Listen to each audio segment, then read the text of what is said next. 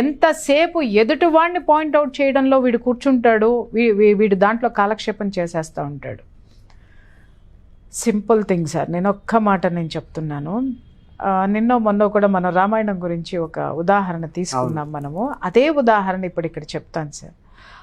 ఒక ఆడపిల్లని, ఒక మహిళని లేదా ఆడపడుచుని నిందిస్తే ఏం జరుగుతుంది అనేది మన పురాణాలు బాగా చెప్పినాయి సార్.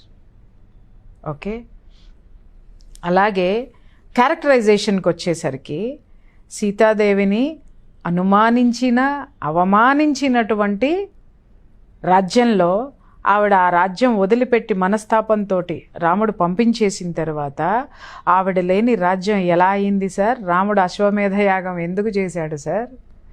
కరువు కాటకాలు వచ్చి రాజ్యంలో క్షామం తాండవించింది. ఆడదాని ఉసురు అంత భయంకరంగా ఉంటుంది,